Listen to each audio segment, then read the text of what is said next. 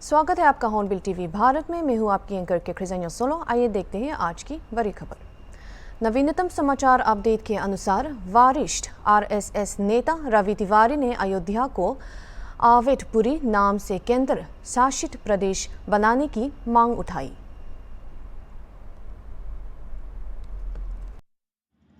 सारी दुनिया के अंदर गुड गवर्नेंस की बात होती है, प्रॉस्पेरिटी एंड हैप्पीनेस की बात होती है, परंतु आपको पता है गुड गवर्नेंस ये शब्द कहां से आया? धरती पर पहली प्रशासनिक, सामाजिक और राजनीतिक व्यवस्था की जननी है अयोध्या।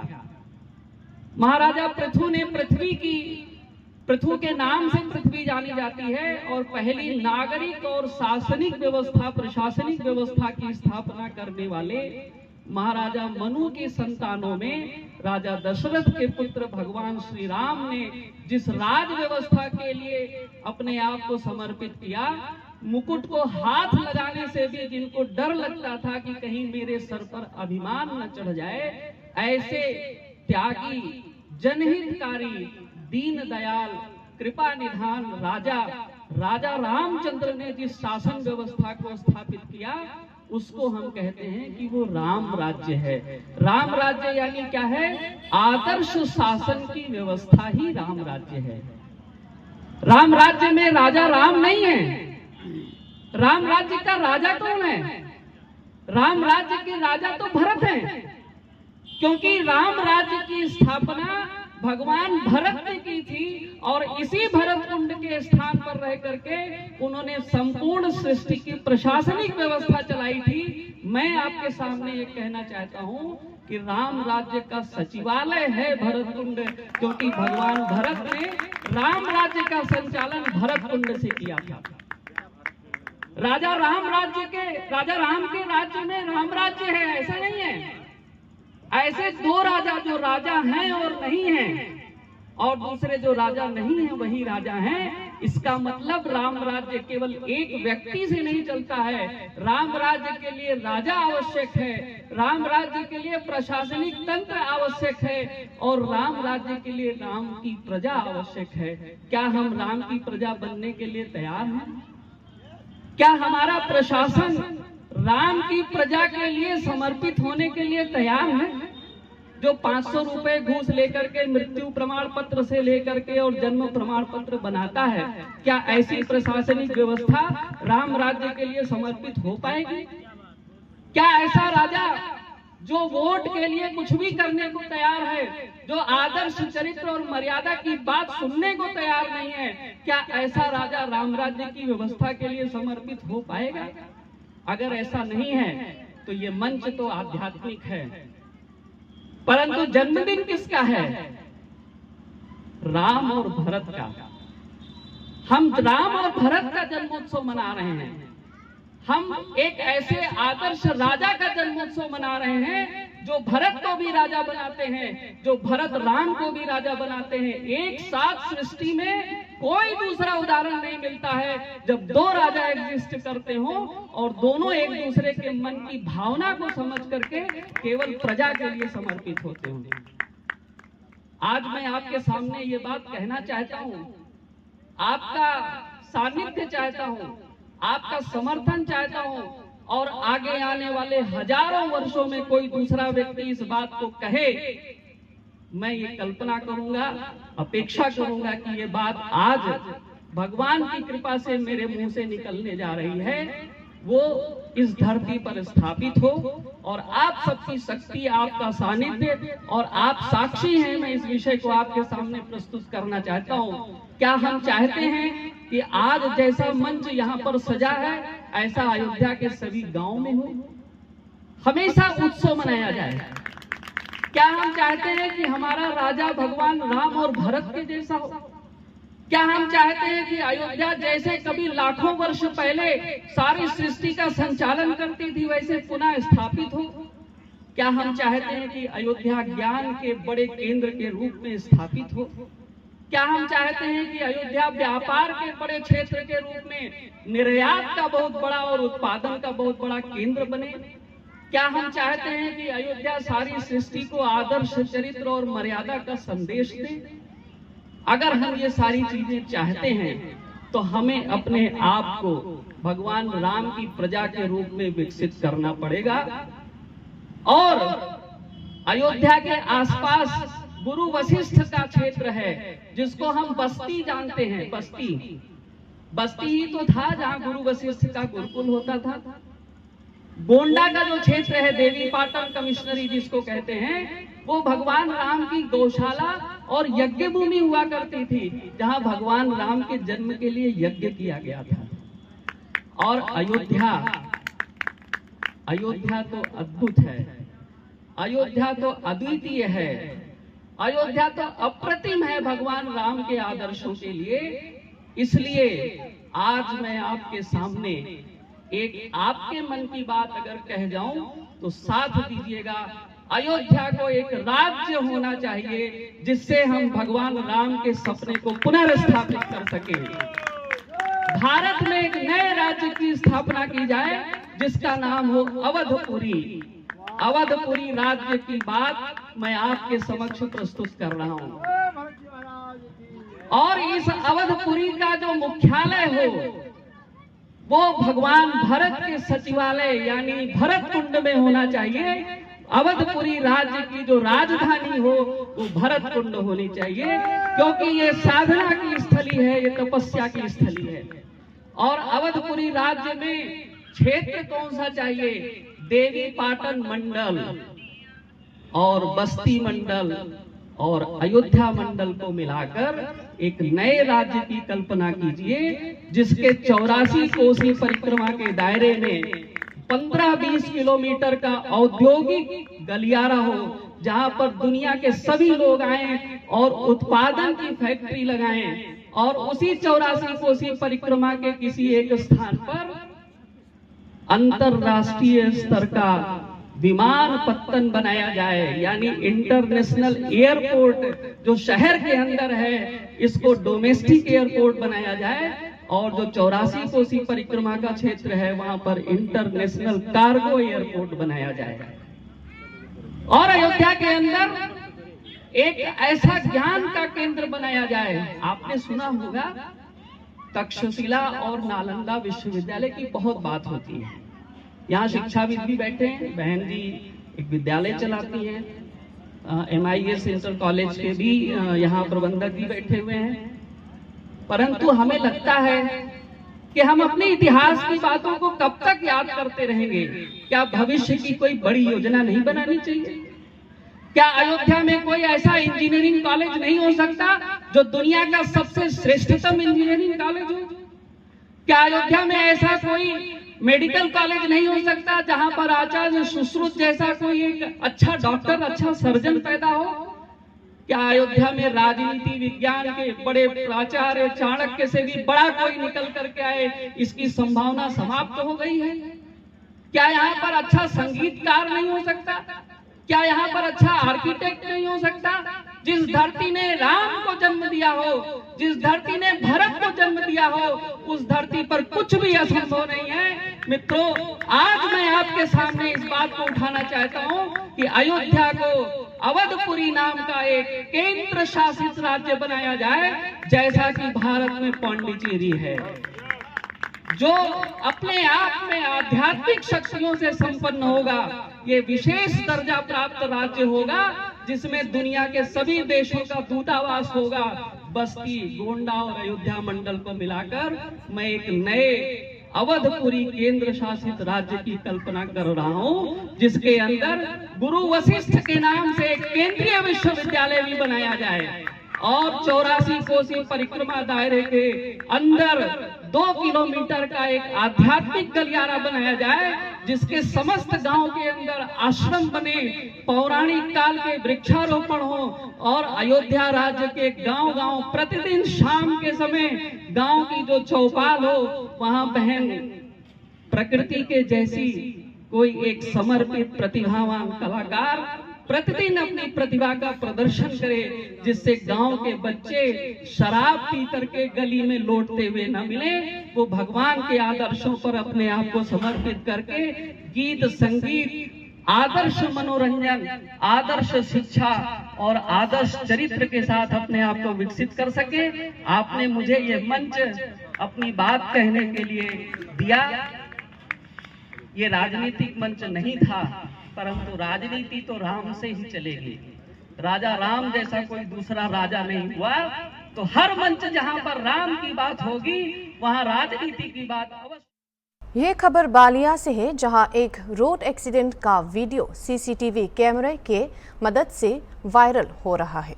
मामला गदावर रोड क्षेत्र के फेपना थाने में हुआ।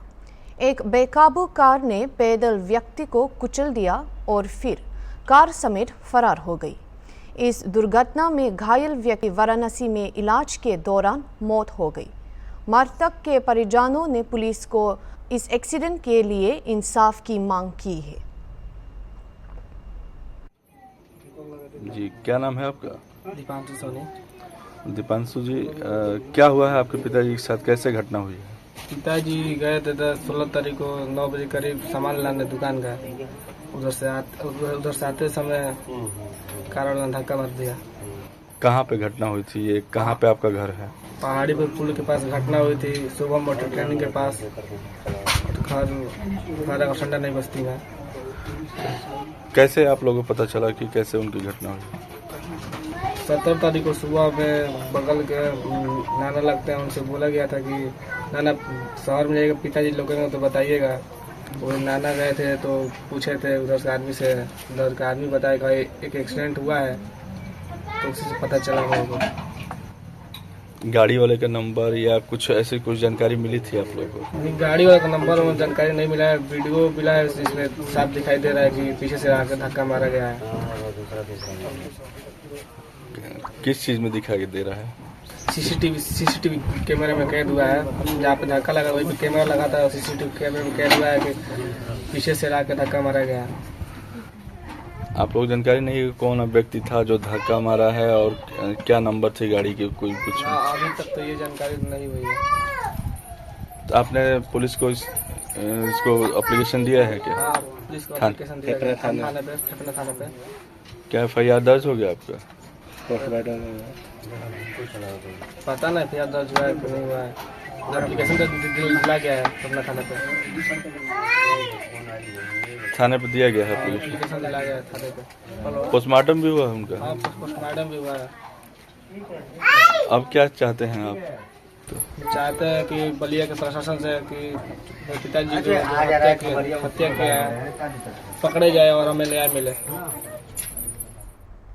भारतीय जनता पार्टी ने 72 लोकसभा बालिया में पूर्व प्रधानमंत्री चंद्रशेखर के पुत्र और राज्यसभा सांसद नीरज शेखर को प्रत्याशी घोषित किया। इसके बाद उनके स्वागत बालिया से लेकर जयाप्रकाश नगर तक धूमधाम से किया गया। उन्होंने अपने समर्थकों के साथ संवाद किया और दावा किया कि वह लोकसभा वोटों के अंतर से चुनाव जीतेंगे। नीरज शेखर ने जनता के समर्थन के धन्यवाद दिया और प्रधानमंत्री के नीतियों के समर्थन को जोरदार संकेत माना। पूर्व प्रधान दुधैला माननीय नीरज शेखर जी द्वारा के बैरिया के प्रथम आगमन पर हम लोग मझौगा ग्राम के सभी सम्मानित लोगों के साथ हम भी, हमारे गांव के भी लोग सम्मिलित हुए हैं। उनके सम्मान में हम लोग स्वागत में खड़े हैं। उनका जीत तो सुनिश्चित है। देख नहीं रहे हैं कि जो उनके खिलाफ कोई प्रत्याशी आने के लिए तैयार नहीं है। और नीरज शेखर चूंकि ऐसे व्यक्तित्व के लोग हैं जो धर्म और जात से ऊपर हैं, इनके मुकाबला में अभी तक कोई प्रत्याशी आने के लिए तैयार नहीं है। तो यह आप समझ सकते हैं कि इनका जो व्यक्तित्व है किस तरह का है। अनिल नीरज जी अच्छा वोट से जीतेंगे यहाँ, क्योंकि अच्छा आदमी भी है। इसके पहले सांसद रह चुके हैं। हम लोग जितना लग करके वोट उनके लिए यदि करेंगे, अच्छा उससे अच्छा वोट जिताएंगे। है ना कि नीरज शेखर की जनता उनके बहुत ऐसी करती है, क्योंकि वैसा नेता नहीं मिलेगा। एडवोकेट संदीप सिंह, लखनऊ हाईकोर्ट में अधिवक्ता हूँ और यहाँ तो पूरे जिला पंचायत प्रत्याशी रह चुका हूँ मैं। जी, अभी किसके स्वागत में आप लोग खड़े हैं? माननीय राज्यसभा सांसद नीरज शेखर जी के हम लोग स्वागत में खड़े हैं यहाँ पर के। और जो कि हमारे 72 लोकसभा के सांसद के रूप में उनको टिकट मिला है भाजपा से। और हम लोग पूरे क्षेत्रवासी, पूरे बलियावासी, एक यहाँ की जनता उनको जिताने के लिए उत्सुकता से खड़ी है और पूर्ण रूप से हम लोगों को विजय दिलाएंगे। क्या गाँव में उत्साह है, राम राम को उत्साह है। और माननीय नीरज शेखर जी, माननीय योगी जी और माननीय हमारे प्रधानमंत्री नरेंद्र मोदी जी, सबके लिए एक तरफ से जनता उत्साहपूर्वक भरी है। और हम लोग फिर से पुनः तीसरी बार माननीय नरेंद्र मोदी जी को प्रधानमंत्री बनाकर भाजपा की सरकार बनाएंगे भारत में। नीरज शेखर सांसद जी के उपलक्ष्य में हम लोग स्वागत अभिमान में यहाँ खड़े हैं। हम लोग ग्राम पुरुषकानू छपरा के निवासी हैं और इस गांव से हम लोग चाहते हैं कि 70 से 85% के रूप में वोट प्रदान करें उनको। जीत को लेकर कितना आप लोग सुनिश्चित हैं? जीत के लिए तो हम लोग साफ सुरक्षित हैं कि हम लोग बहुत अधिक वोट से बीजेपी प्रत्याशी को जिताएंगे पूर्ण बहुमत के साथ। लगभग कितने? आदित्य नारायण तिवारी, अभी मैं मंडल प्रभारी हूँ भारतीय जनता पार्टी में और भाजपा हर्ष का विषय है। और हमारे 72 लोकसभा बलिया का जो समाज है, हर वर्ग के जो लोग हैं, हर आयु वर्ग के, जातीय वर्ग के लोग हैं, सभी लोग पूरे मनोयोग के साथ भारतीय जनता पार्टी को यहाँ से जिताने में लगे हुए हैं। और जैसे कि आप सभी लोग देख रहे हैं, यहाँ पर हम सभी लोग इस प्रतिकूल मौसम में भी भाजपा के स्वागत में यहाँ पर हैं। मेरा नाम संतोष कुमार पासवान है, ग्राम प्रधान मुरारी। जी प्रधान जी, नीरज शेखर जी हमारे पार्टी से हैं, उनके स्वागत में आज हम लोग पूरा हमारे गांव के जनता इकट्ठे हुए हैं। इनके आगे तो कोई टिक ही नहीं पाएगा, नीरज शेखर के आगे कोई टिक नहीं पाएगा। विपक्ष में इनके सामने विपक्ष कोई है ही नहीं है। आपको मोदी जी बहुत अच्छे कार्य किए हैं, योगी जी भी कार्य कर रहे हैं हमारे यूपी में, केंद्र में मोदी जी काम कर रहे हैं। और मुझे नहीं लगता है कि नीरज शेखर जी के सामने कोई टिक पाएगा। इस बार कितने? मैं मनीष सिंह, प्रधान प्रतिनिधि बरसौदा। भाजपा प्रत्याशी माननीय नीरज शेखर जी का कुछ ही समय में आगमन होने जा रहा है। हम लोग उन्हीं के स्वागत में अभी हम लोग खड़े हुए हैं यहाँ पे। क्या कहेंगे इस बार का चुनाव कितना दिलचस्प होने वाला है? जैसे अभी विगत 2 बार से चुनाव चलता आ रहा है, रिजल्ट वही होगा जो सुनियोजित रिजल्ट है। भाजपा जीतेगी बहुत भारी मतों से। यहाँ पे भाजपा प्रत्याशी माननीय नीरज शेखर जी जीत करके यहाँ से सांसद बनेंगे। पवन सिंह, मुरली छबरा, मंडल अध्यक्ष भारतीय जनता पार्टी। आज हम लोग लोकसभा के जो प्रत्याशी नीरज शेखर जी हैं उनको बैरिया विधानसभा में स्वागत करने के लिए हम लोग आए हैं। और हम लोग लगे हैं कि मोदी जी का जो नारा है 400 पार, उसी नारे के साथ हम लोग अधिक से अधिक वोट नीरज शेखर जी को जय बढ़ाने हैं। भारतीय जनता पार्टी चाहेंगे कि हम लोग का जो देश है वो विश्व में हम लोग का मोदी जी का जो परचम लहरा रहा है उसी को हम लोग आगे बढ़ाएंगे।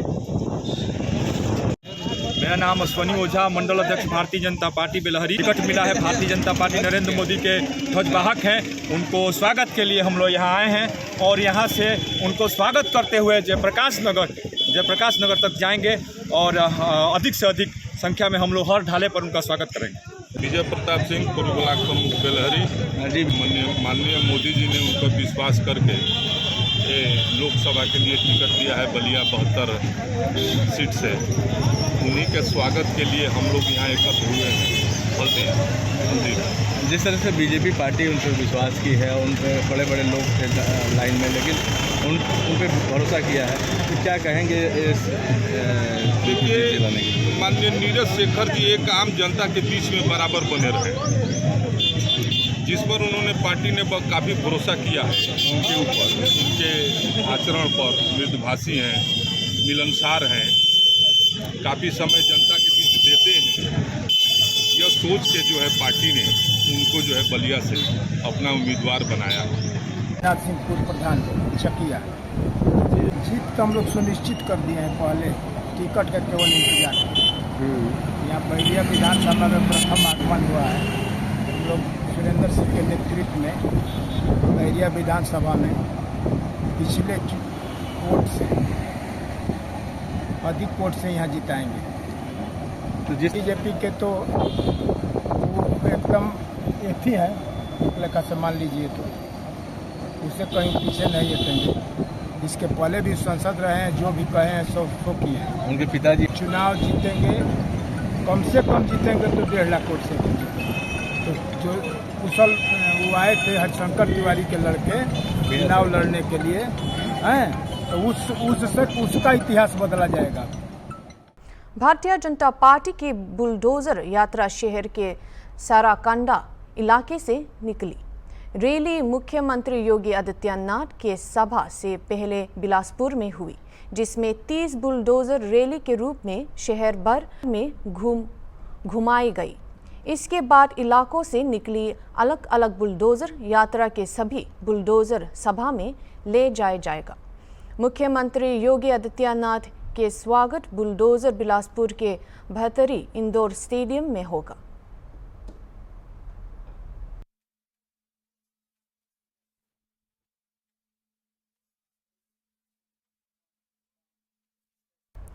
नवीनतम अपडेट के अनुसार पूर्व विधायक आनंद सिंह, जो वर्तमान में जेल में सजा काट रहा है, हाल ही में बीमार हो गई और जिसके कारण अधिकारियों को चिकित्सा देखभाल के लिए उन्हें पटना के एक अस्पताल में स्थानांतरित कराना पड़ा। डॉक्टरों के मुताबिक उन्हें किडनी की समस्या हो गई, जिसके लिए तत्काल इलाज और निगरानी की ज़रूरत है। अमरोहा लोकसभा क्षेत्र के जोई के मैदान में हुई जनसभा बसपा सुप्रीमो मायावती पहुंचने के बाद बसपा सुप्रीमो मायावती का बसपा पथ अधिकारियों ने किया स्वागत। बीएसपी प्रत्याशी मोजाहिद हुसैन के लिए किया वोटों की अपील।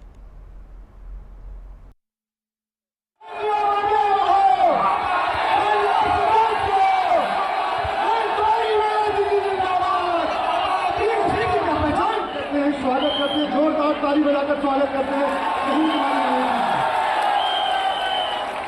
यहाँ के हमारे प्रत्याशी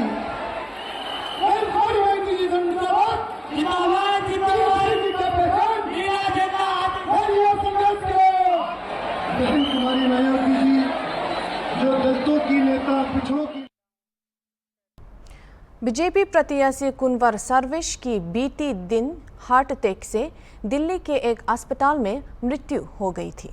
देर रात उनका पार्थिव शहर उनके पैतृक निवास गांव रातूपुरा तहसील ठाकुर द्वारा पहुंचाया गया। आज दिवंगत प्रत्याशी सर्वेश को डिप्टी सीएम राजेश पठाक और प्रदेश अध्यक्ष भूपेंद्र चौधरी ने श्रद्धांजलि दी। अभी के लिए इतना ही। और खबरों के लिए देखते रहिए हॉर्नबिल टीवी।